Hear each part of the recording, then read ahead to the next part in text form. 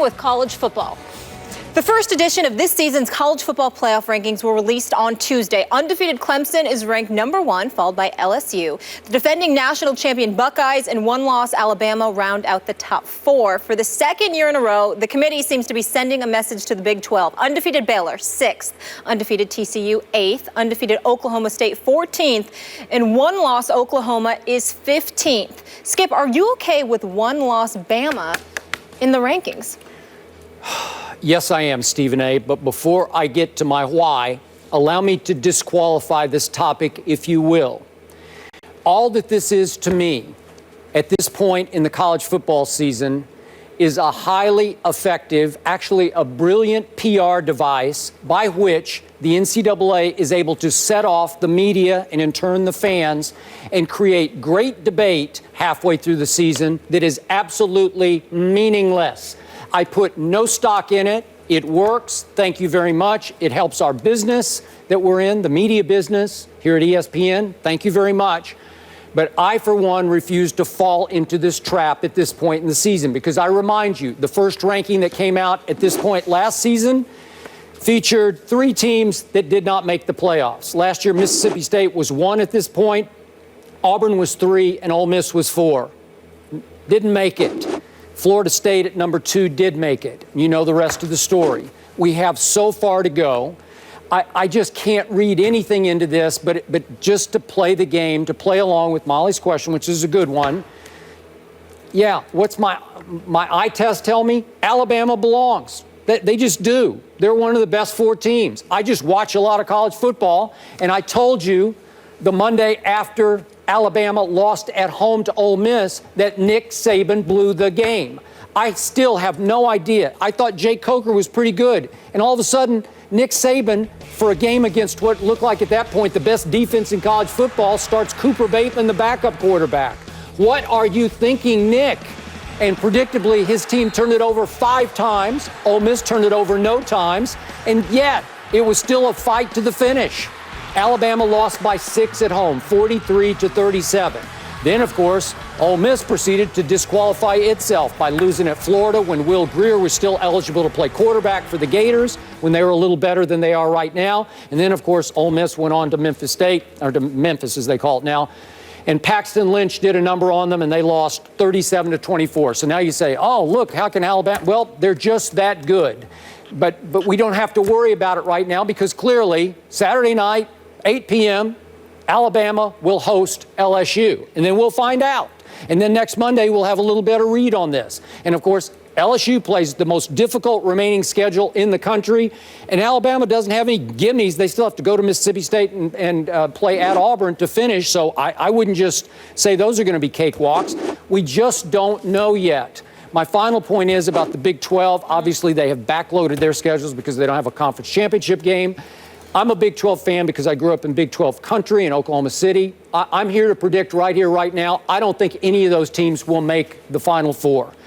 Seth Russell, maybe, if he'd stayed healthy at quarterback for Baylor, but with this kid Jarrett Stidham, who's a true freshman playing, I just don't think they're going to be good enough. TCU isn't as good as it was last year when I made the case. Remember, on the last day, the last ranking, TCU fell from 3 to 6 because they didn't play a conference championship game. They just beat up on Iowa State at home. Well, I fear for my conference again because Oklahoma State is not that good. They gave up 53 points in a victory over Texas Tech. And my Oklahoma Sooners managed to lose to Texas, which got shellacked at Iowa State the other day. So to me, just write them off, right off the conference. But Alabama deserves to be in the top 4. Your thoughts?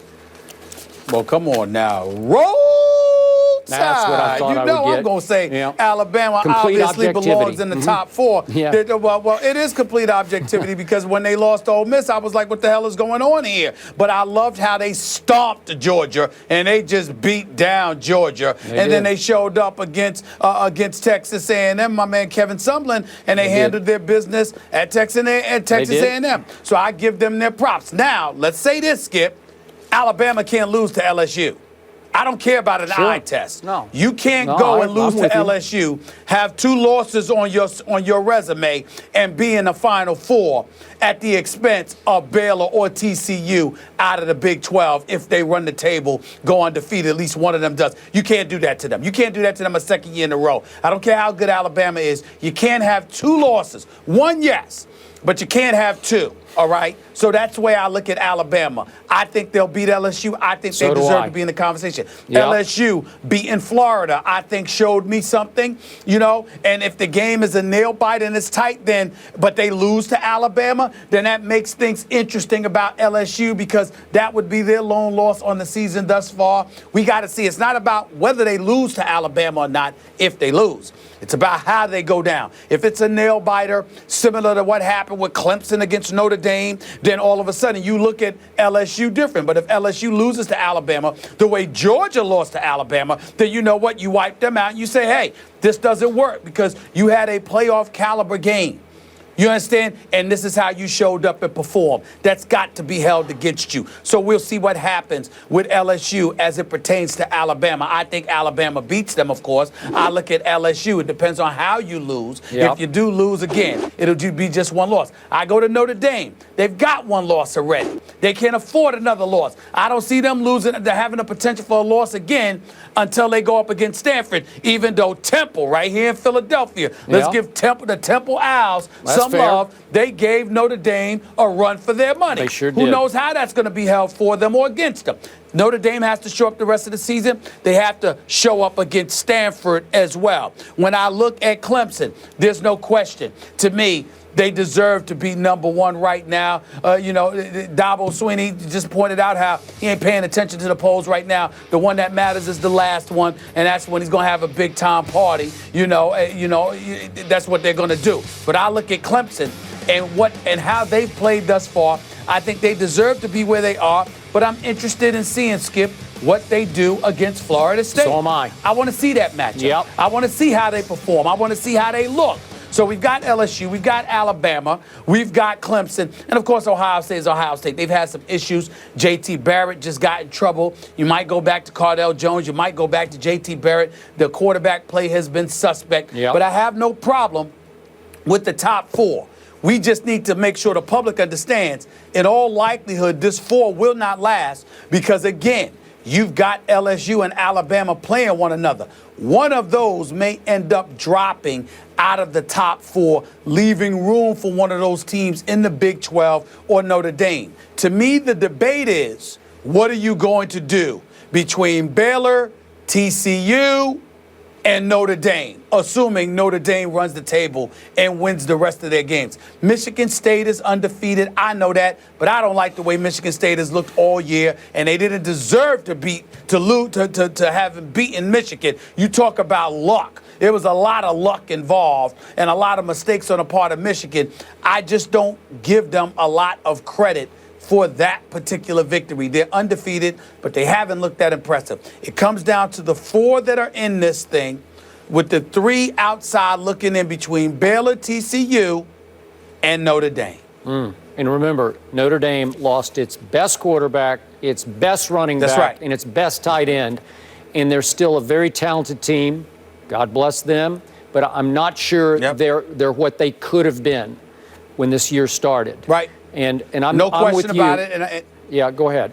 Go ahead. I'm sorry. Go ahead. I'm sorry. Go ahead, Skip. Ohio State is still the most talented team in the country, and I'm hanging in with them, winning it all. They haven't played quite up to their talent level yet because they've had all kinds of issues at quarterback because Cardale did not live up to the hype of coming into his first year as the full-time starter. But if they catch fire the way they did last year, late in this year, I just don't think anybody can touch them. Well, I think Alabama, I would love to see a rematch of them and Alabama in the Final Four. Would I. I would tell you that.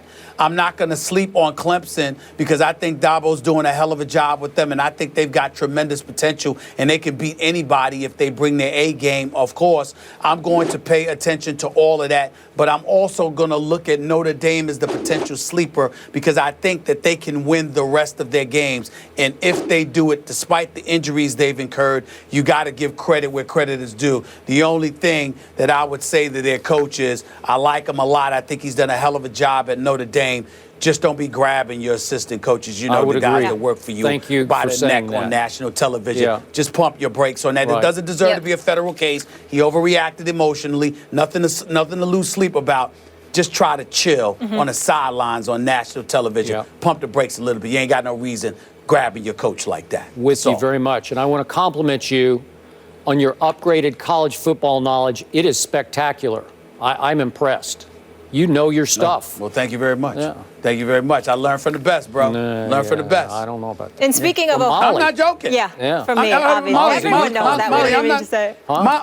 Molly, I'm not joking. I didn't watch college football that much until Skip. I give Skip all the credit in the world. Well, With you college certainly do football now. And golf, he gets all the credit for that. Thank you, bro. And to both of your points, you mentioned Ohio State. They were ranked 16th in the initial poll. We all know how that one ended. Yeah. So if your team's not in the top 4, no need to panic quite yet. Moving on to somebody who certainly dominated in college football, but can he do it in the NFL? Johnny Manziel will be back under center in Cincy. It's a division game against an undefeated team, a tough one. Skip and Stephen A. will tell us what to expect next.